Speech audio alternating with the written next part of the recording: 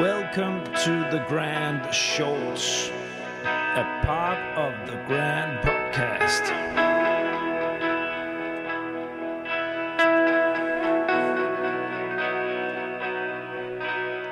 The Grand. My name is Niels Tutter Winter, and I'm the creator, editor, and host of The Grand. The Grand is an independent podcast initiative with the ambition to dig into all corners of the EU R&D funding system on topics of interest for the full EU R&D funding community.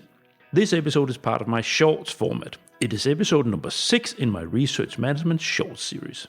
Stephanie Harfensteller is EU research coordinator at 4 an der RWTH in Aachen. It is the ICT institute of the massive technical university RWTH in Aachen, Germany. Some years ago, Stephanie started to push for a strategy to attract more EU funding to the institute, but that takes some time to mature in the research world. She was stubborn and managed to convince management of the added value in a structured approach. We agreed to make a short series with focus on this process and giving tips and tricks to other research institutes who go through the same process. Here in the 6th episode, we zoom in on how to make sure that everything that you have so carefully built up doesn't wither away in the day-to-day business of the research organization. Stephanie gives her input on how to keep the strategy sustainable and integrate it fully in the organizational strategy. Please enjoy.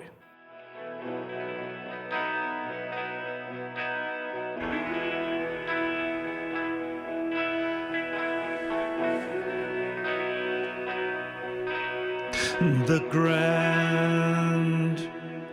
Welcome to the Grand, the EU funding podcast. Today we are going to have the last episode in the research management series, or the last episode for now, planned in this 6 episode odyssey.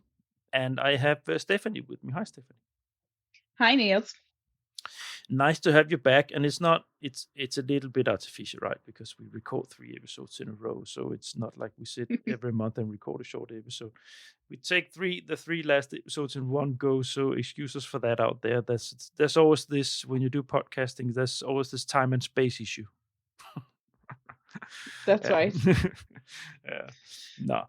Stephanie, we are having this research management series, and it's been very, very nice. Thanks for joining for this. It's been very, very nice to hear you fold out how you've been carrying this out in 4 an der RWTH Aachen. But maybe before we do anything else, you just introduce yourself shortly. Yes, gladly. So my name is Stephanie Harfensteller, and I'm the EU Research Coordinator at FIR. FIR is a Applied Research Institute at the RWTH Aachen campus. It is part of the Johannes Rau Research Initiative, and it focuses on sustainable value-creating systems by uniting production and service in smart circular economy. So it provides assistance to companies towards their way to circular economy, both locally, North Rhine-Westphalia, but also globally. Yes, we've met each other many years ago now. It's almost 10 years ago. True, yeah. And I saw I always noticed that you were very enthusiastic about the role of building up support for EU projects in the institute. And indeed, I saw right, because you have been doing a great job ever since, and reaching now to this level that you have built up a research management structure in strategy in the research institute. It's impressive. Congratulations with that. Thank you. Yes, it's been a long journey. And just to give a short recap, maybe really from an institute that didn't do any EU research for quite several years towards having a structured research management department now with a dedicated focus on EU topics, integrated in the general research management strategy of the institute. Yeah. And now you even reached the summit of your career. You guessed in the Grand. No, no, not at all. There's still a lot of room for improvement. Yeah. The peak. It's the peak, Stefan. No. Uh,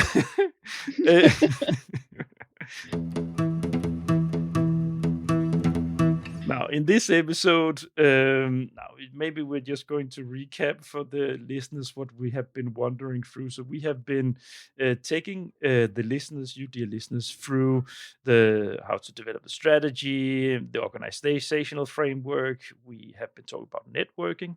So those were the first 3 episodes, and then here the last 3 episodes. So number 4 was capacity building and training. And then we've been talking about impact thinking, integrating that into research management strategy. And now finally, we're going to talk about long-term securing long-term stability in the strategy that you set up, in the work that you do. So that's now, if at this stage you can go in, if this is the first episode you listen to, you can of course go in. We can recommend you that to go back and listen to the 5 episodes I've just listed, because there's a natural chronology in that, of course. Now we reach the end. So that's the long-term stability we're going to talk about now. And we divided it into 3 blocks. So we have monitoring and evaluation, and then we're going to talk about pitfalls, and then we're going to talk about behavioral change management. So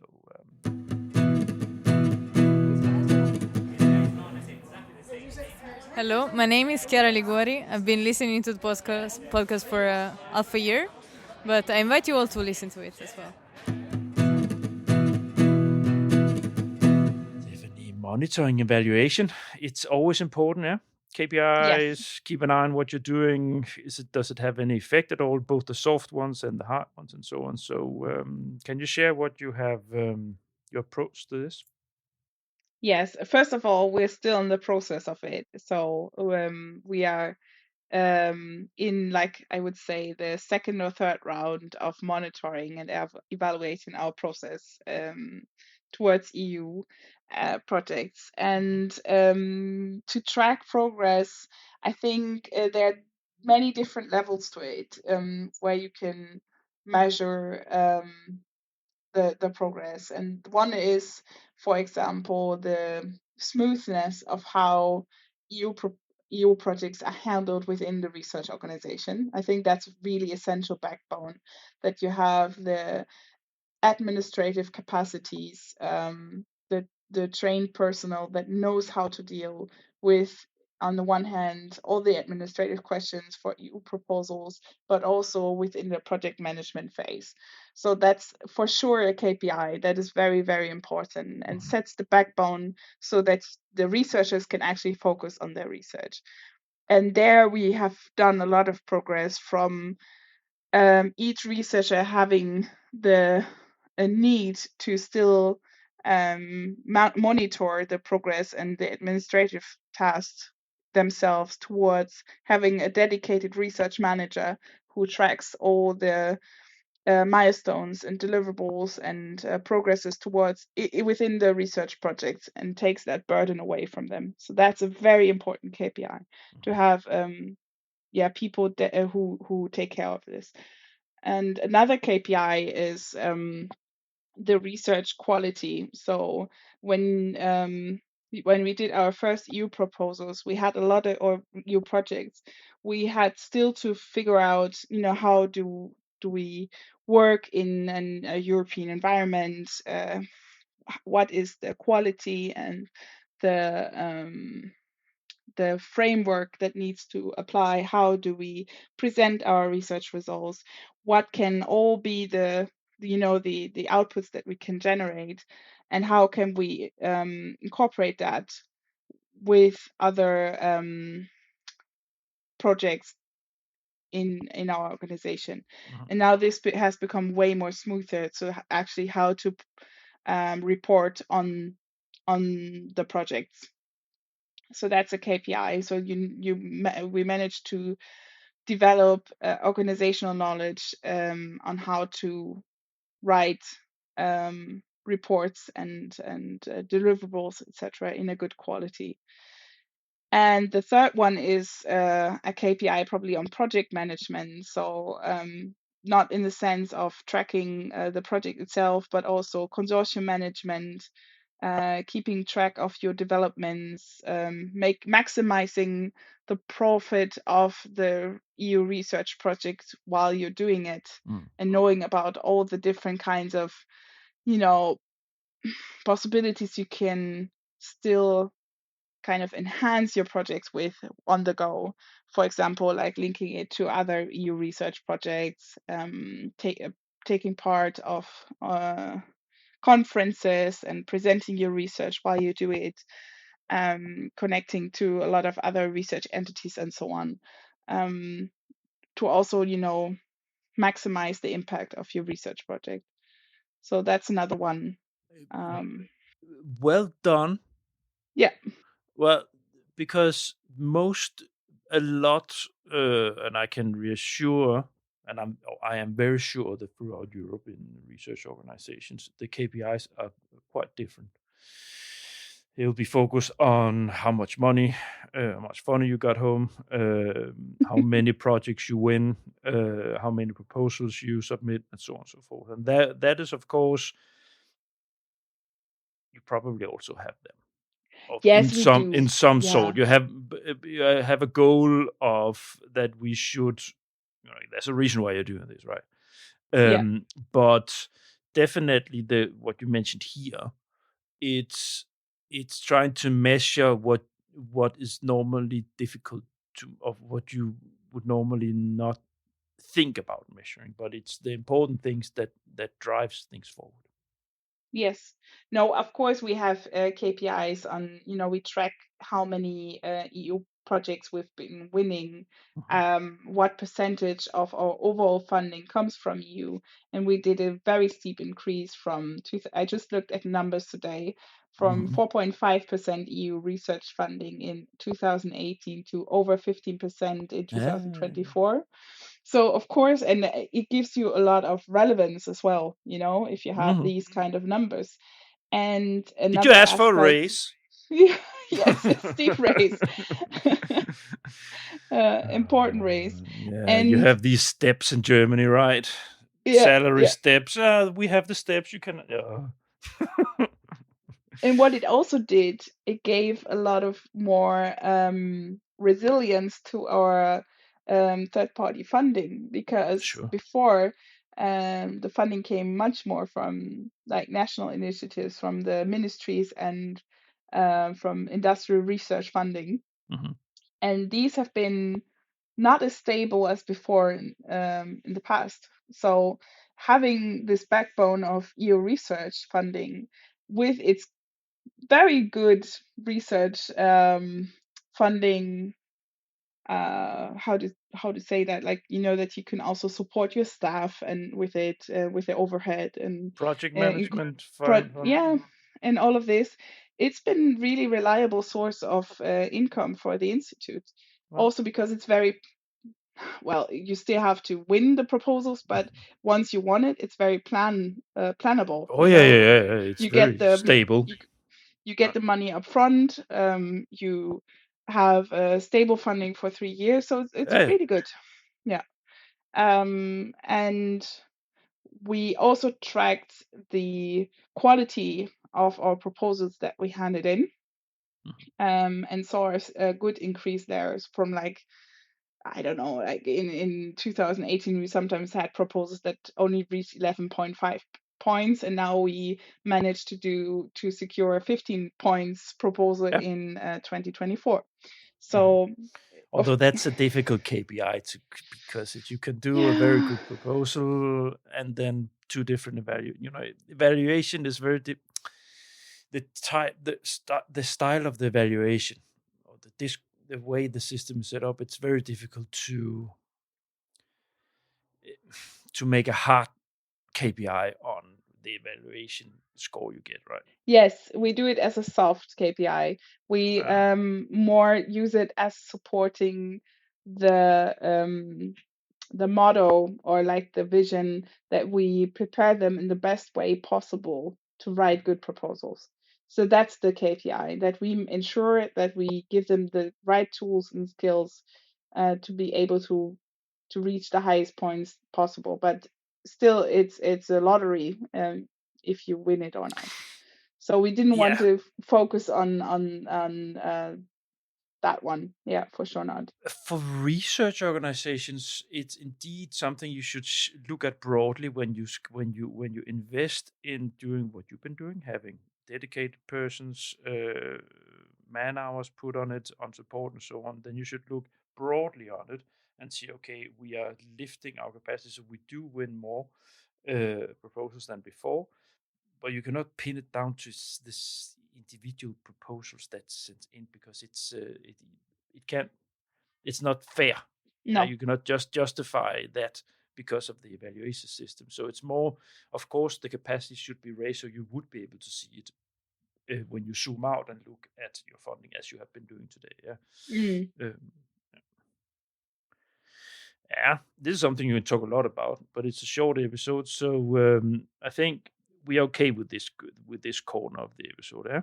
Yes. Yeah, I think so. Gives a good overview. All right, good. So pitfalls. Now here, the reason why we put pitfalls in here, it's of course to make sure that you avoid. No, you've been doing all this work. You've been you got management to say, okay, yes, let's invest in building such a system up, and then you roll, and then comes the danger. You roll, and then suddenly it's it starts to go sideways with the maybe money is a little short, the funding from the government for research in general. We have to scale down to one person in the research management team, or now we're all good to go. Everybody's actually knowing what's going on. So maybe, Stephanie, maybe you can be part-time this, and so this is what we Yeah. So now, because you are in the final stages of introducing it. Yes. Sort of. Yeah. Yeah. But are these thoughts that you had, or have you reflected over them in the team or with management as how to secure you don't go into a place where you suddenly start to slack?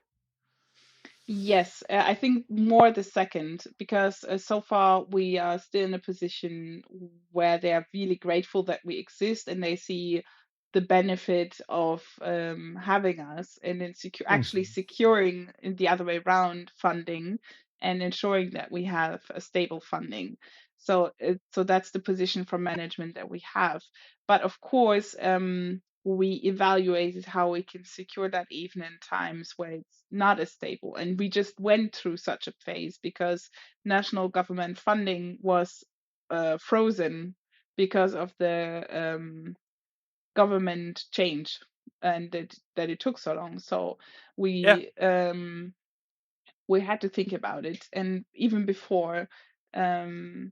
And we found ways, for example, especially again being grateful that for the EU funds that we have, that we can actually fund the research management department partially by the EU projects. Because if you have staff that administer the project and you're coordinating your research projects, you're able to fund them through the projects. So it's not only based on your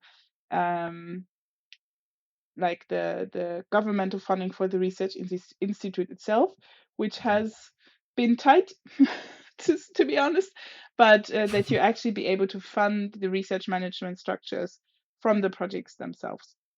So that's a good one.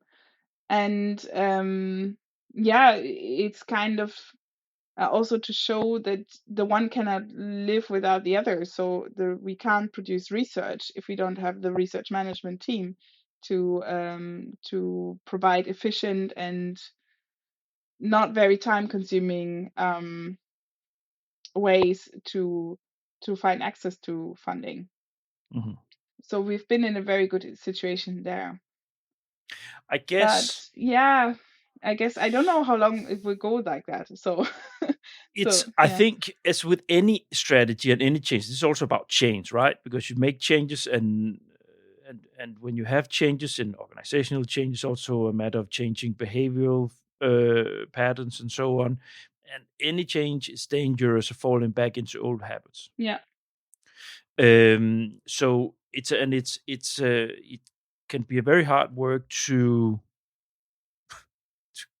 get researchers to work with researchers with EU funding, because they have a very specific way of approaching these things. So all the things that you work with as a research manager, you know exactly what I'm talking about. Like trying to get them to understand how the EU works, like we talked in other episodes here, that you train them and so on, and you have all the sustainability things and so on. In EU projects, you need to worry about gender stuff. Like if you start giving a slack on that, and they start to slide back, yes, no, good, I don't have to write about gender anymore. Uh, then they will not win the grants anymore. Yeah. It's very easy to fall back with things that are a little hard to push in. It's very easy to take it away again if you're not comfortable with it as a researcher.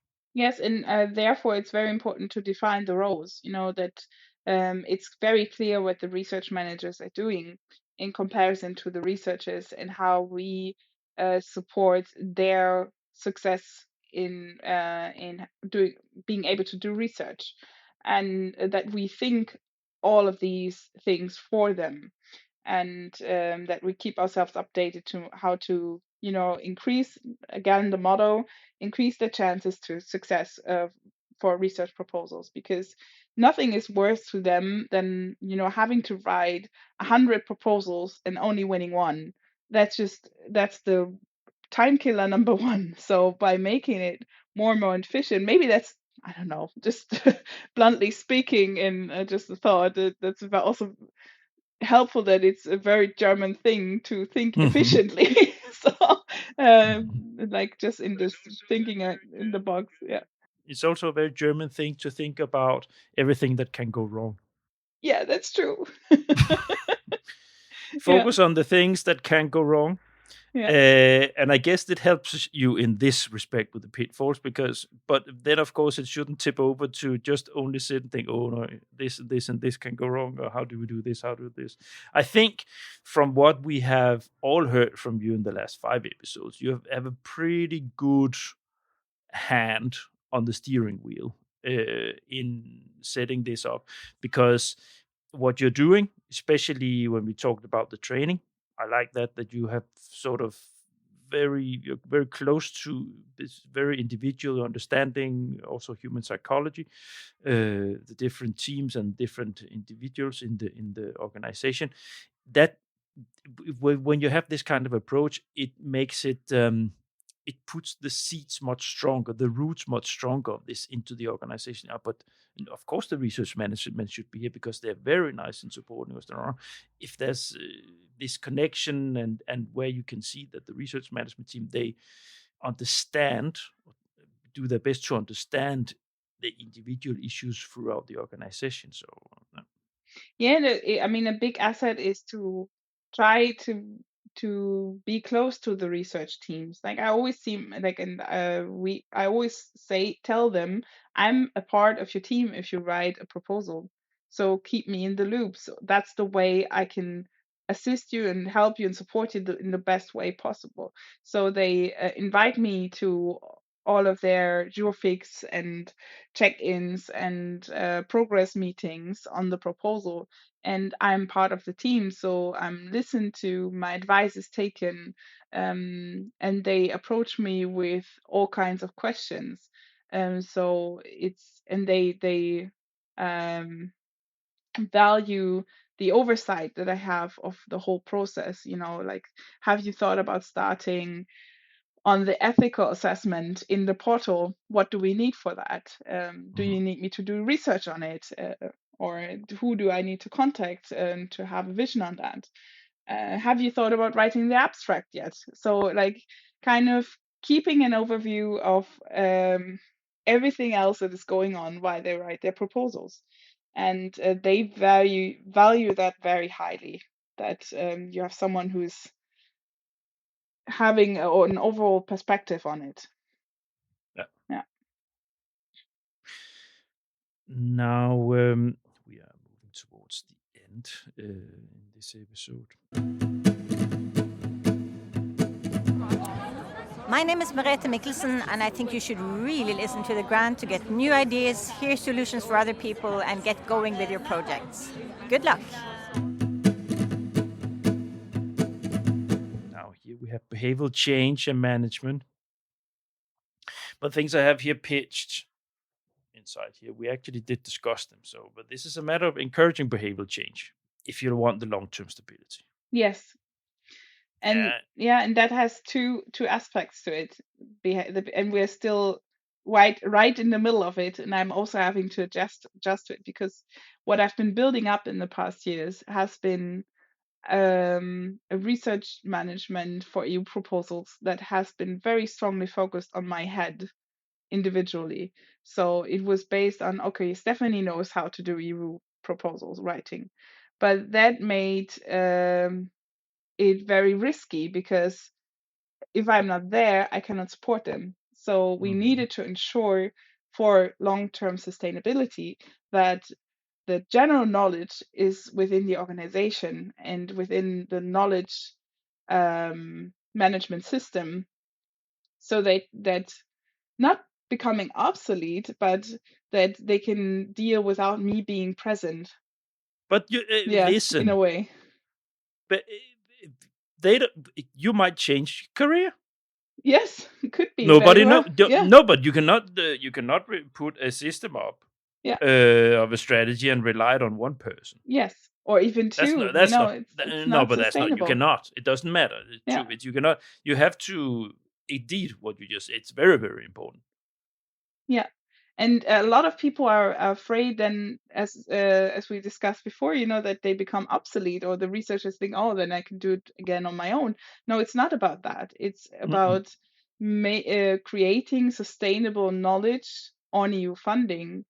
And it doesn't make you obsolete, because this monitoring and tracking, making sure that they thought of everything for writing a proposal, it's not just so much that a knowledge management system can do in supporting them, but the human aspect is still there. But it should be in a way that there are different individuals that can do that are trained as research managers.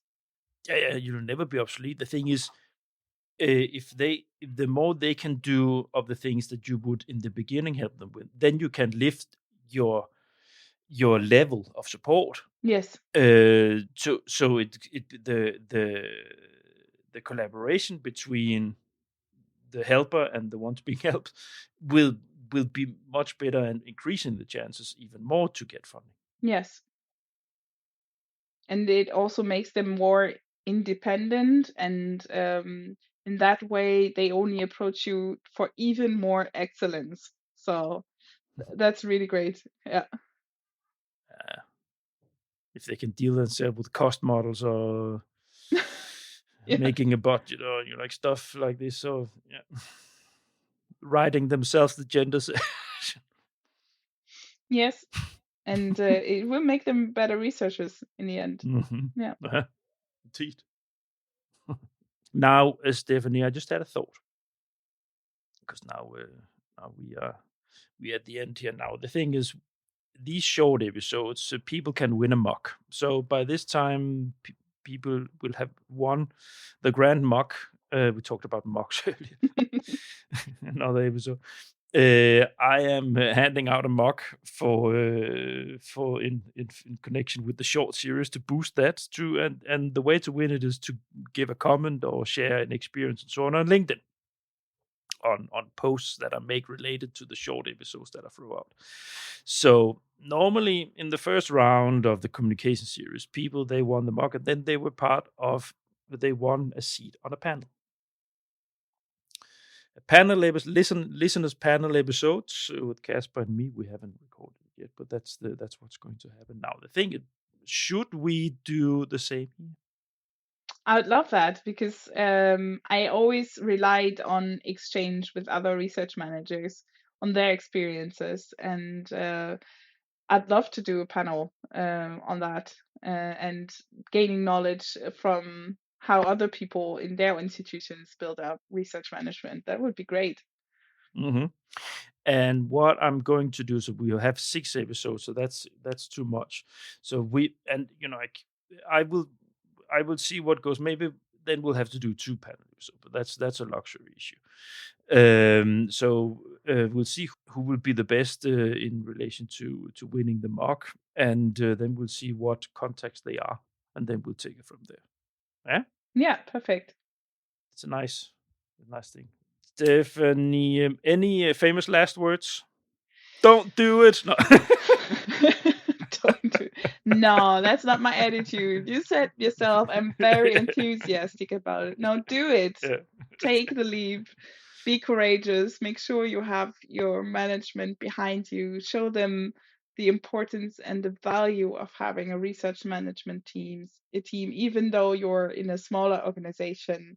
And enjoy the contact and being part of the research teams that build these proposals, because it's so much fun to support them in their progress towards winning a EU proposal.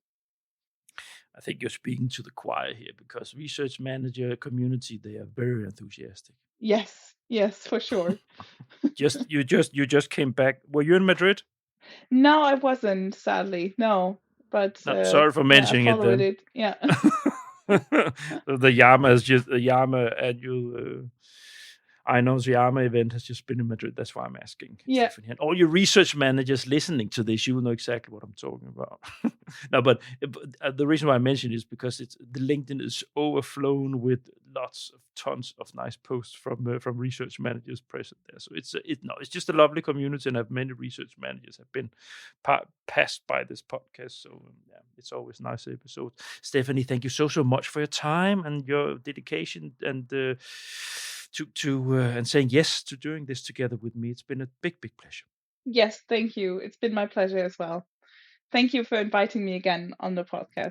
It's not the last. So there will be panel episodes, and there's lots to talk about. So we will record many episodes together, definitely. Great. It's been always fun. Now, dear listeners, I hope you enjoyed this episode.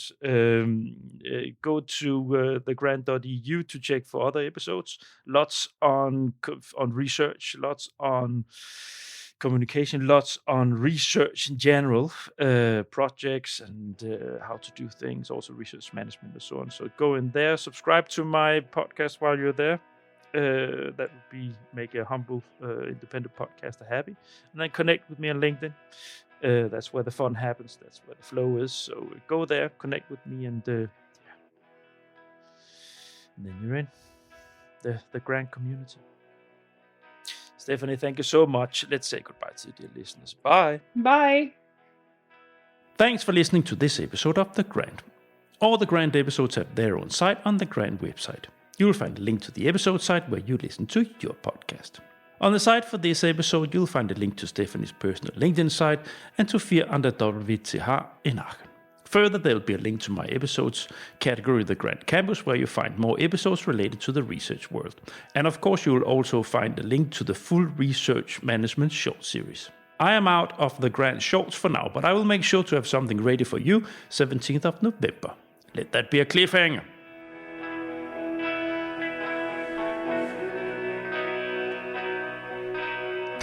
The Grant.